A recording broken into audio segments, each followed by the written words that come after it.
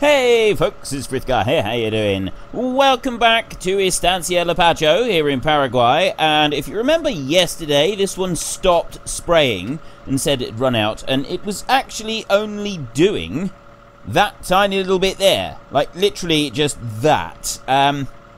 Quite frankly, I don't think it's worth bothering with, so we're going to go and refill this bad boy right here, but we are not going to bother doing that last tiny little strip right there. We're going to head on home. Now, let's just take a look at the map a second. I was just looking at some prices here. I'm going to go to there and there. Now, look, see, we've sprayed that field, that one, and field 1 as well. Field 2 over here looks like... Oh, no, it's because we're harvesting, so we've got some of it done, some of it is ploughed, and so on. Which brings me very nicely to my weekly question. This week, we're busy doing the sugarcane, and we will hopefully get most of the sugarcane finished this week. If not, we'll definitely get it finished next week. But I want to know what you want me to do with the sugarcane after this. Do you want me to just leave it here in this field and let it grow once more so that we can have another harvest from here? Would you like me to move it from here and replant sugarcane in either this huge field here or the second biggest field over here? Or do you want me to get rid of sugarcane entirely? So it's your vote, it's your game. Head into the comment section down below. Let us know which one you want and why. And of course, don't forget to actually cast your vote in the top right-hand corner. Do we leave the sugarcane in the field that it's in? Do we move it to a bigger field? Or do we get rid of it completely? Now, I did forget yesterday to mention the weekly random event that we do. And it's not that I forgot the weekly random event. There was a weekly random event. As some of you know, that I have the list on the Facebook page. Now, I did tell you a little while ago, it was the end of last year, that I was working on a website. And the website has kind of been put on hold for a while because I've had some other things I've been dealing with. I am hoping that I will be able to get to working on the website, and then I'll be able to put these sorts of things on there rather than on Facebook, because I know that there are a lot of you that don't like using Facebook, especially given recent events that have happened surrounding Facebook and personal data and things like that. So there will be a frithgar.com that you can go and take a look at. At the moment, it's a non-existent website. It doesn't exist. I just have the domain name. So it will be done, and hopefully in the next few weeks or so I will be able to find a bit of time and I'll actually be able to start constructing the website. I remain hopeful on this particular point, I really do, and I know that a lot of you are looking forward to being able to use it, so I will try to put it on there. But anyway, I digress. The weekly question, not the weekly question, the weekly random event. There was a weekly random event. This one was basically a double 6. 6 for, well, actually it was a 5 and a 6. It was in the machinery table. I've got 3 sections. For those of you who don't know, you've probably seen the weekly random events, but you may not have seen the actual list. There are 3 separate lists. We've got crops, we've got animals, and we've got machinery. In the machinery list, which is if I shake a 5, I shake a dice at the beginning of the week. The first roll is a 1 or a 2 is crops, 2 or a 3, a 3 or a 4 is animals, and a 5 or a 6 is machinery. I think it's that way around, but anyway, it doesn't really matter. So there's 3 options, and then there are 6 individual options in each of those categories. And in the machinery option, if I shake a 6 after getting into the machinery option, it's nothing happens. Nothing bad or good happens this week. It is simply a week where nothing unusual has occurred. And quite frankly, it's something that we need every so often. It's not a bad thing to have a random event where nothing happens, and I think we've had that to make that. This may even be the 3rd time that we've had such an event where nothing in particular has happened, which is alright. You know, I don't mind a little bit of peace and quiet. I was actually considering adding another one of those in, but so far as we seem to have done it, we've definitely done it twice. We may even have had this 3 times now, so I don't think at the moment the dice seem to favour having the occasional quiet event, which I don't think is a bad thing at all, considering some of the things that have happened. Some of the crops that have been destroyed, and crops that have been lost, and animals that have died, and so on and so forth. A little bit of peace and quiet is definitely not a bad thing at all. So we got our grass planted just the other side of this thingy over here. I'm going to put the cover on that one. We got our grass planted yesterday over there. If I zoom out a little bit further, you'll be able to see it. There you go, look, see. on that field over there, the grass has now been planted. We just got to wait for that to grow, and then the cows have got a supply of grass where we can go and we can do a bit of mowing, and we can make them some hay or some silage bales. Most likely we'll do hay for them rather than silage bales, but that's not a guarantee. I'm not sort of guaranteeing that. Now, we've got a load of corn on board here at the moment. We have 125,000 litres of corn in our silos. We've also got more corn up with the train as well. The harbour is giving us the best price for corn, so our first task today, now that we've got the sprayer going again, is to take the corn down to the harbour, and we will sell a load. And I'm thinking that we'll probably sell another load from the train. So far, what I've done is I just take the stuff that's in storage in one of the silos, I think. I don't take into account grains that are in the train silo over there with the weekly random events. I'm sort of basically saying that the train silo is owned and operated by somebody else, and we pay to be able to use it. I'm not quite sure how we would say that we're paying for it, but you know, if we're losing something that's in our silos, I guess it would sort of be that if they lost some, then they would have to financially make up for it. That they would have to sort of set things right for us, and so it wouldn't really be our issue. At least that's how I'm looking at it. That would be sort of my opinion on the subject on that one, and how I think it would work. Quite sure. Anyway, doesn't really matter. So we're going to sell this load here, and I'm going to leave the corn that is by the train. I'm not going to sell more corn today. We'll have more sugarcane, and we're probably going to store that as well. Once we've done this load and we take it back, we're going to start looking at the trees up on the plateau. That is our next job to do. We're going to, once we've done the trees on the plateau and we've cleared all of that, then after that we can get started on making some land available for the pigs, which is another job that we want to do, but it's not one that we're going to do yet. So we want to clear that plateau up there first, and then we can start looking at the pigs. I will actually, on the way back, I will sell another load of silage so that we can take our money all the way up. I said to you in yesterday's... Oh, by the way, you know, I was talking... That's what I meant yesterday about the trailer tipping. This one here, when you tip it up, doesn't let me do a force tip there because I'm over a trigger point. I'll do a force tip there. There we go. Look, when it tips up, I've often said that I thought that amount sticking up above where the rams are pushing it up is going to cause some serious body buckle. And a few of you do seem to agree with me, and you were telling me all about the different ways that they tip them in the States, and very often you'll have just a chute underneath to open up, that sort of thing, and I found it quite interesting. So yeah, go and look at yesterday's episode. There's the videos that I was telling you about. It just looks amazing. For those of you who haven't seen the way they handle huge trailers in the States, it's fascinating. It's absolutely fascinating, and I'll probably be talking about that every time I use this trailer from here on in. So sorry to those of you who already know all about that, but yeah, I do have a habit of occasionally repeating myself again and again and again and again. Yeah. So we're going to sell a load of silage, and then I want to get up there onto that hill up there, and I want to start chopping down those trees. We're going to cut down a few of the trees and turn them in... Well, I said that I was going to cut down a few and turn them into logs.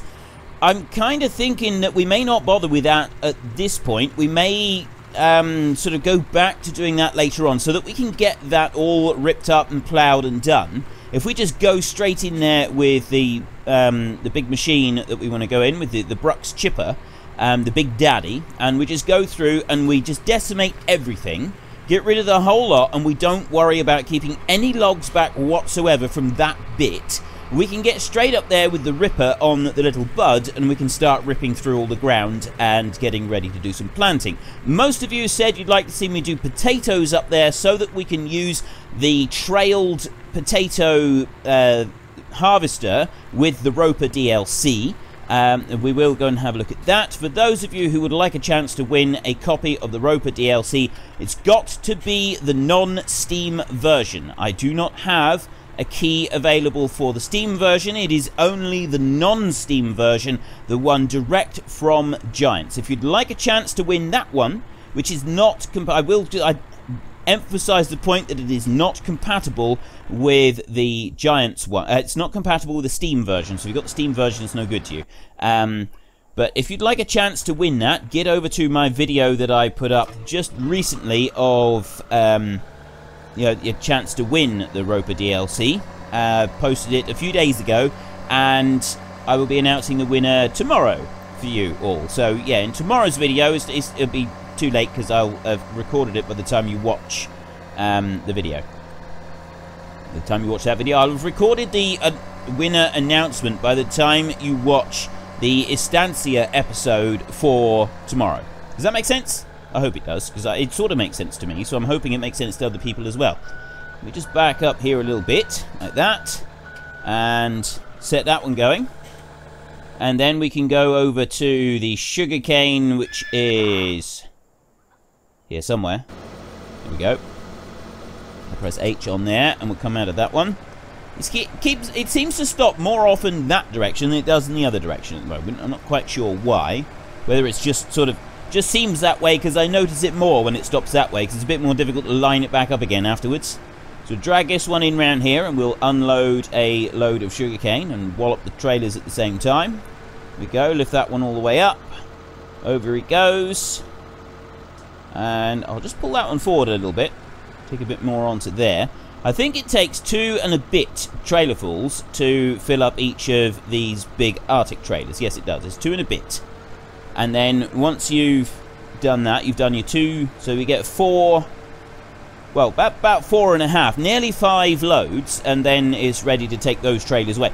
It's surprising how much sugarcane we get from this field. So if you do decide to vote for a much bigger field, we are definitely going to be getting a huge amount of crop from a bigger field. I'm curious just how much we'd get and how long it would take to harvest as well. Most likely we would harvest like this. We'd do some, I think, using the self-propelled sugarcane harvester that we got over there. We haven't sold that one. I did talk about selling it. I've decided to keep it, and I think that we will. I think I had 2 for a while. Yeah, I had 2, and then I got rid of one of them. So it's sort of the kind of thing where you'd get some cash from it, but it would be. I think it's better if we keep hold of one of them, just in case we decide that it would be more useful to have one kicking around here, which we could use at a later date. So yeah, we do have that spare one. So if you decide to go for a huge field of sugarcane, we'll do some of the harvest using our self-propelled sugarcane harvester, run a vehicle alongside it, like we did way back at the beginning of the series. But we're not going to be doing a vast quantity of stuff like that. With our field up on the plateau, if we're going to be planting potatoes up there, we'll lease a potato planter. We'll lease the machinery for dealing with potatoes up there, I think. I definitely won't be planting right out to the edges. I think that is just asking for trouble. I think we're going to struggle too much with getting everything planted if we try and do that. So what we'll do instead is we will leave a good gap around the edge. I'm going to plough everything right out to the edge, because once we've done one harvest up there, we'll most likely move to arable crops, and then we've got the small bison combine back in the yard, and that one I think would be perfect for harvesting up on that plateau. We can have that combine going round and round up on the plateau up on the top. It's made for the job. It really is. It's a small little combine. It should be able to cope with the contours and stuff up there as well. I think it will work out quite nicely. We'll have to wait and see, though. We may need to build. We were talking about building a better ramp up there. Maybe getting some of the soil mod in there. You know, there's some of the soil and sand crates. If we get some of that up there, that might also help.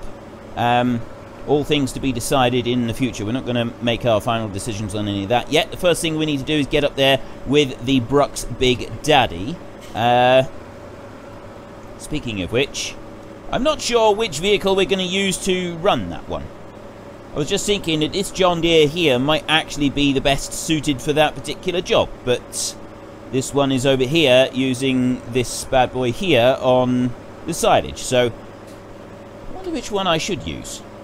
No, I'm genuinely not sure at the moment. We'll have a look at the other tractors that we've got. I think actually the one that we've got hooked up to the seed drill at the moment, the row crop planter, we've finished planting all of the maize, so we could use that one for running the Big Daddy, and then this one can stay here without causing any problems for us. That might be a better way to do it. So we'll just bring that one back to there, switch that engine off like that, and then I can run and jump up over here, climb in here. start you up. Right, so silage at the moment is selling for... How much are we going to get this time? We're out. It would help if I looked at 506. That's climbing and climbing and climbing. I reckon if we leave it a bit longer, we are going to get way better than 506. It's just that I don't really want to leave it at the moment. Although... Now, I know we're doing the sugarcane harvest. If I fast forward until the morning, that's that's not going to work out very well. I think we'll just take the money now. We'll take the 506 that we're being offered, and we won't worry about trying to fast forward and increase the price yet further. I mean, it could go up to like 600-700, but we still got a lot of silage in that clamp, so we can get a few more loads at an even greater price than we're getting right now. Which means we should easily break the 500,000 mark, which is what we'd need for the big Challenger that I'd like to buy. Several of you have talked about different machines that you'd like to see me using here, where machinery won the vote. And so I'm thinking that the Challenger is definitely the bad boy that we want to get, considering that was the most requested tractor. I'm not getting a special edition one this time with the, the snake paint scheme on it. I'm just going to get a regular Challenger. It's going to be one of the bigger ones. It's actually going to be the one that's with the Horse DLC. Gives you a load of options for it when you buy it, which means that you can also get it in the Stealth Edition, which is the black colouring rather than the ordinary yellow colours, which I think is going to look very, very cool. Now, it's 4 o'clock. So just switch this bad boy off a minute, and we'll go over. We're going to take a look at a few other things. So, sugarcane has got a little while to go. That's just chugging along nicely. And then we've got the sprayer over here, who is actually decided to turn around at that point for some strange reason. I have no idea why. So what I'm going to do, I'll bring that one over there, and I will spin around like this.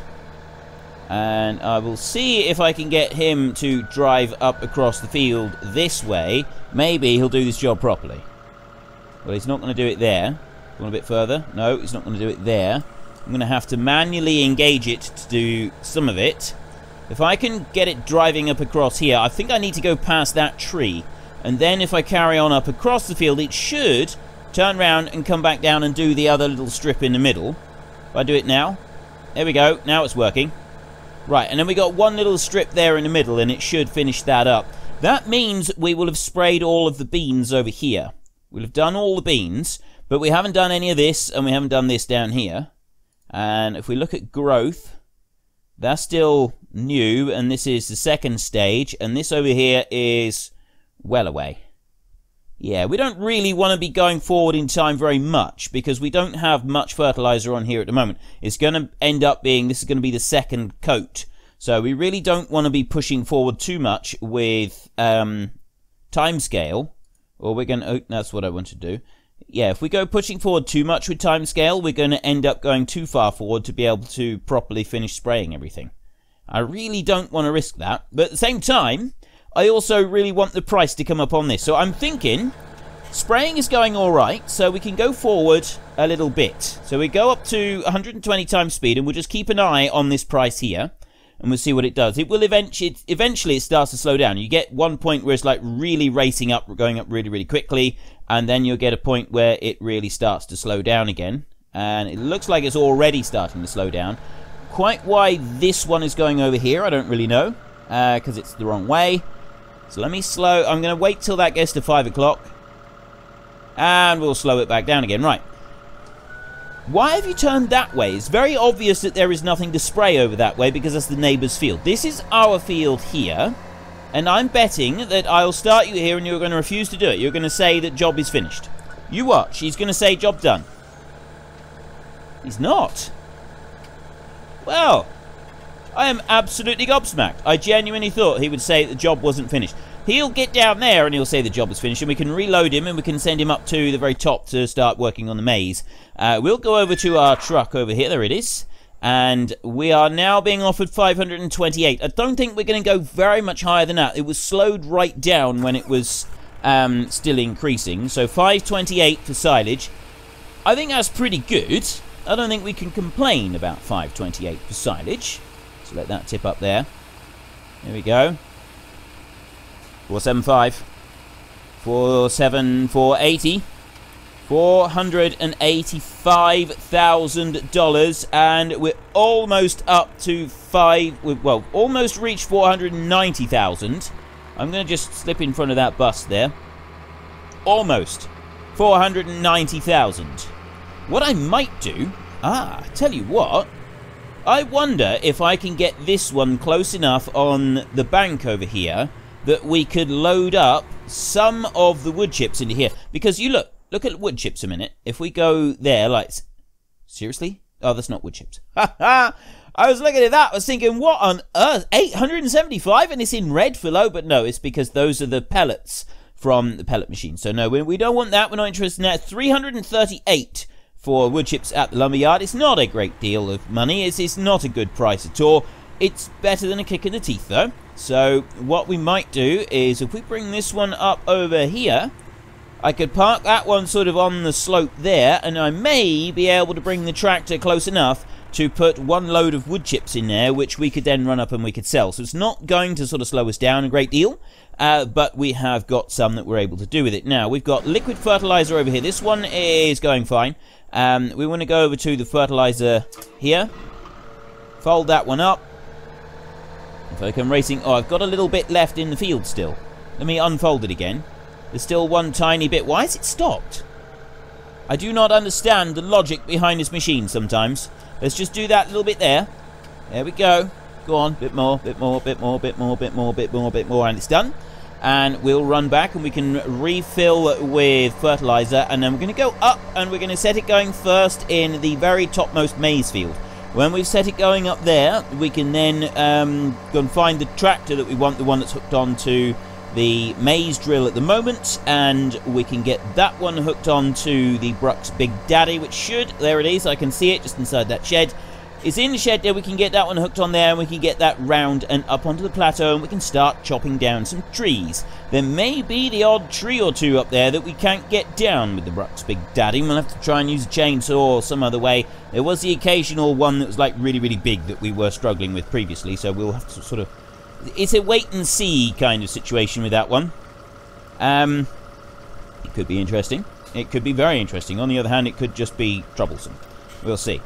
Hopefully, we won't have too many. I don't want lots of issues up there. I want to be able to just go through fairly smoothly, get all of that done and down and finished, so that we can then move on with the next task, which is building the new sheds up by the pigs. We've got to build a shed up there for hay, not hay, for straw. It's only straw up there that we've got to worry about. So we've got to build a shed for some straw, and then we've also got to put up some silos for some grains. And there are a couple of placeable silos that we can put up there that don't link into the main farm. They keep it all separate, which would be perfect. That's what we want. That's what I'd really like, is to be able to use that one.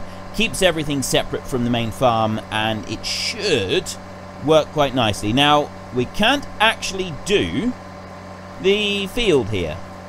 Not the whole field. I can do this field here, but I can't actually do that one right there because the crop hasn't grown enough. So what I'll do is this field here, and that should work its way back down that way, doing all of there.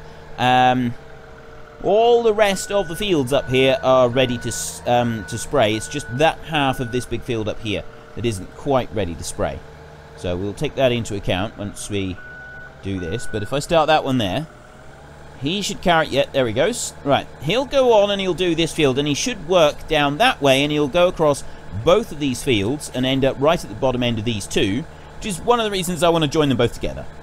I think it'll work out just perfectly fine if we join those two together and make that into one field there. And then I'd also like to join those three in together to make them into a field. And if you decide that you don't want the sugarcane, I'm not going to join that in there, because our main track comes up through here. This is the main track that we use for a lot of access to all of our different fields. We've got one track that goes up there, and we got one up there. So we won't be joining those two together. Maybe we could do those two, but I don't think we really need to do... Actually, there's not much of a thing between those two. So maybe we could join that one. We just have sort of a boot-shaped field there. We'll see. I don't know yet. I haven't really decided on that. But no, I don't want you. I want you because you have front link and you don't have front links, and it's a lot easier to use the Bruck's chipper if you've got a machine that has the front links on it. So we'll need the John Deere for this.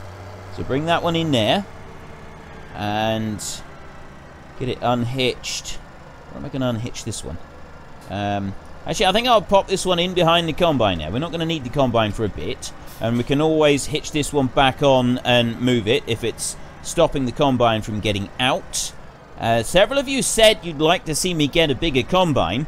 Preferably the John Deere combine that we used for the last harvest that we had on lease in order to do the harvest. You thought that was a particularly good one and that I should have that as like a permanent addition to the farm. I'm considering it. I'm considering that at the moment, though I'm not entirely certain. I think that I quite like the idea of using this combine.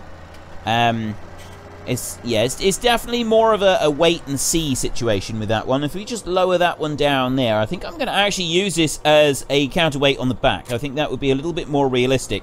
Because of the weight of that wood chipper on the front, I think having some form of counterweight on the back would be something that you would normally do. So we'll put this one on here like this, kind of like a loader tractor would. You'd have a weight on it. It's very, very rare that you would have a loader tractor without some form of weight on the back.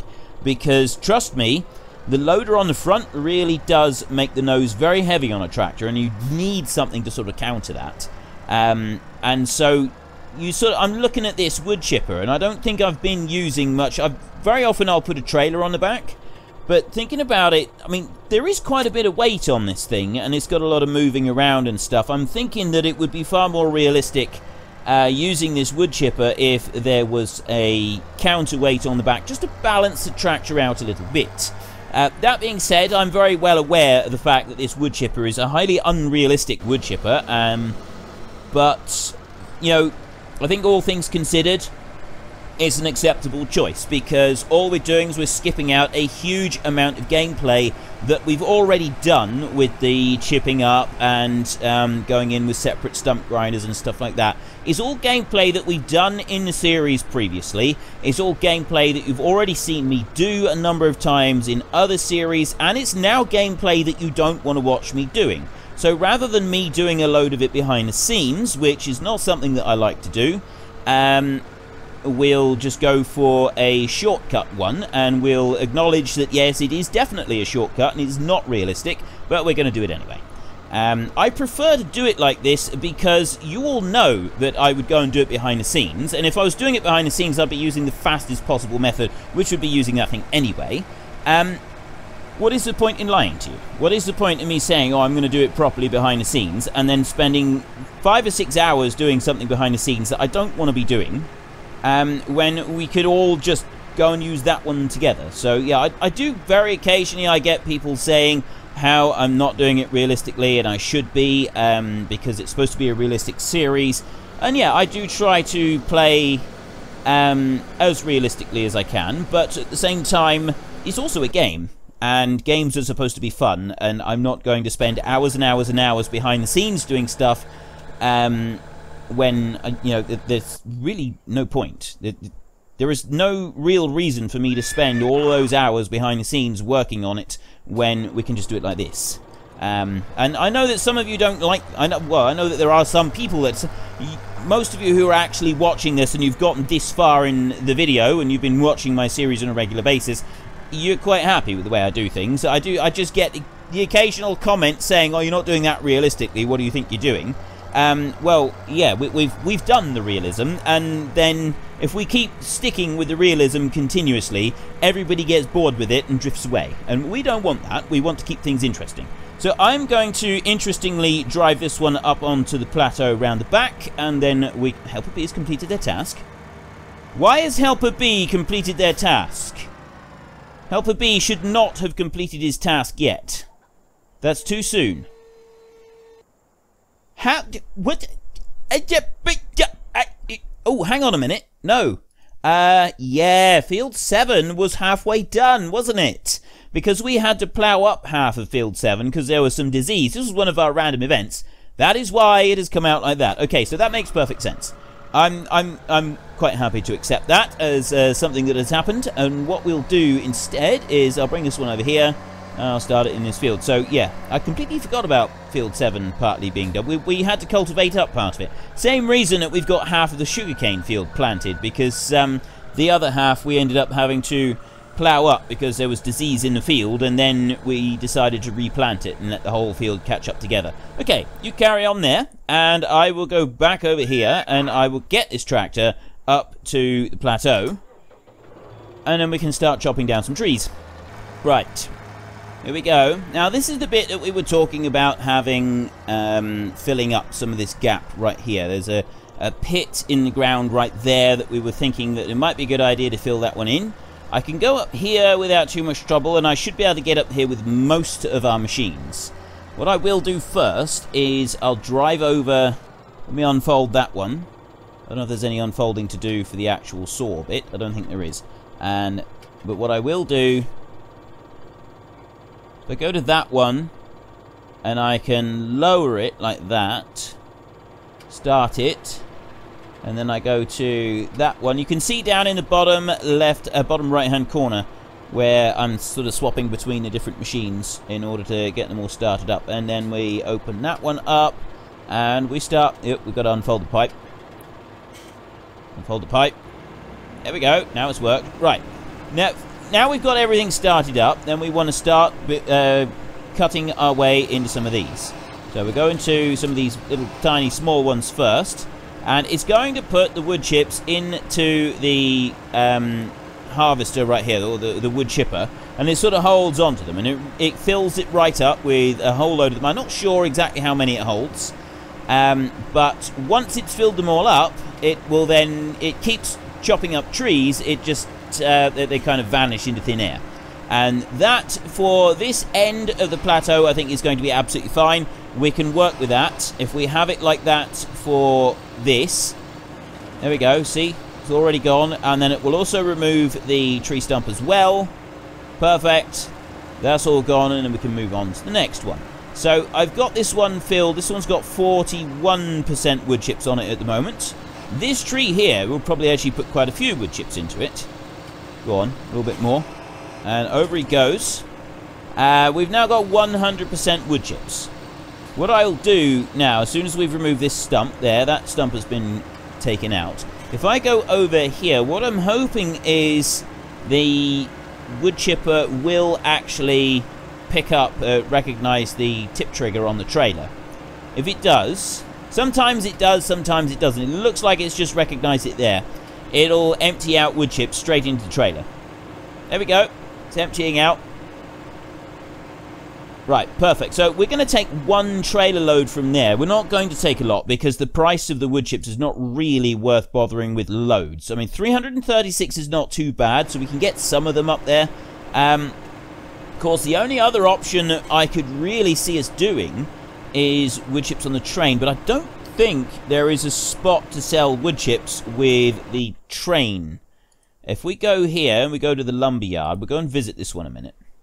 Now, the train comes to... When we come and tip ourselves, I still haven't tidied up that bit. I said I was going to. But yeah, this is the wood chip sell point. And you do have the train that can come up through. But, ooh, I don't think I can get through there. I can't. I can go through this way, though. Right. Yeah, the train does come up, but there isn't a space where you can sell wood chips. And this is something that's always disappointed me with the lumber mills. All of the lumber mills. There's no space to sell wood chips. We haven't got an open piece underneath here that we can drain the wood chips into. You can only sell whole logs here, so we're not going to be able to do that. I thought that maybe this map would have it. I hadn't actually checked, so no, we've got no option there. 55,000 litres of wood chips there. So we get one more lot on this tractor. Start that one and start that one as well. It's two sections, you've got to remember, on this Bruck's Big Daddy. There are two sections that you use. And you need both of them running in order to be able, because one of them is the chainsaw that cuts the tree down, and the other one is the stump grinder that grinds it all out underneath. And you do occasionally have a bit of difficulty getting them lined up.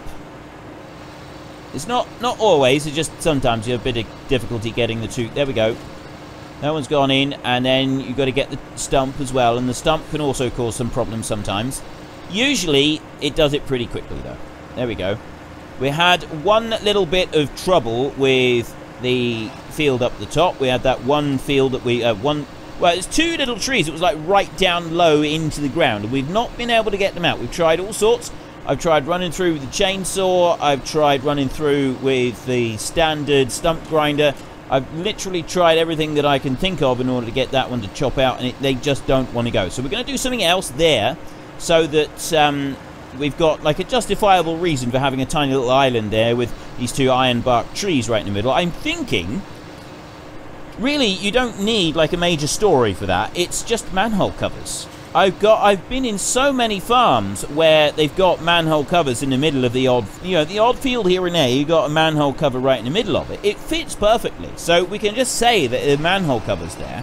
I don't know if there are actually any placeable manhole covers for the game. If there's a mod for a placeable manhole cover, I think if we could find one, that would be really cool. We could chuck down a couple of them there. One farm I worked on, there's a field that they used to have that was not very far away from a waterworks. And this field, they could only graze animals in it because it had 43 manhole covers in this field. 43! I'm not kidding you. It actually had 43 manhole covers in one field. It was insane. So yeah, you couldn't do any mowing or anything, but we had another field right next to it that we used to grow for grass. We didn't grow crops or anything there, but it was done for grass, and we used to mow it every year. And you had to go and place out the cones. Every time you were doing some work in the field, you had to go and place cones on all of the manhole covers. There were 11 manhole covers in that field. 11. So you had to go and make sure you put cones on all of them. You'd take 11 cones with you, and you had to find 11 separate manhole covers in the field before you started, so there was no chance of you accidentally hitting one. Because if you went onto one of them with the mower, they used to be proud of the ground. They used to be above the ground by a few inches. So that they were easy for the people to get to, because they were ones that were accessed 2 or 3 times a year.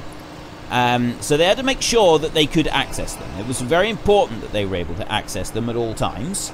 And yeah, so if you'd touched one of them with a mower, if you'd gone into one of those with a mower, you'd have done a massive amount of damage to your vehicle. Right, we've started up here. We'll carry on with this in tomorrow's episode.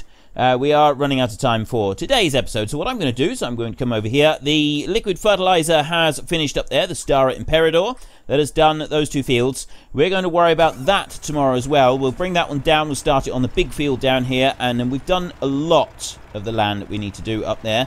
This one, let's get this one moving.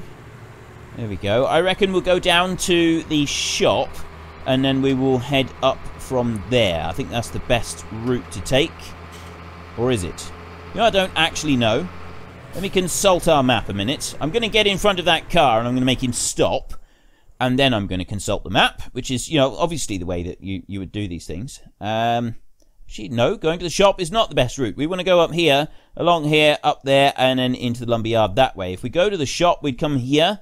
We'd go past that grain elevator there, and we go all the way around the top, and then back up that way. You know what? I think we might go that way. A little bit more of a scenic route, admittedly, and we don't always have time for a scenic route, but occasionally it's nice to take the scenic route, and we can look at the price after we've tipped this one load, and we can decide whether or not we're going to get one more load, which we'll sell after we've done all the rest of the wood chipping up on that plateau up there. Anyway, my weekly question for this week. Again, I have forgotten. My mind has gone complete. I did this yesterday. I did this in yesterday's episode. I completely forgot at the end of the day what the weekly question was. Even though I'd asked it at the beginning. Oh, I know what it was. It's the sugarcane. Sugarcane field. Don't forget, it's the sugarcane field. Come on, Frith. Keep it together. Have a word with yourself, mate.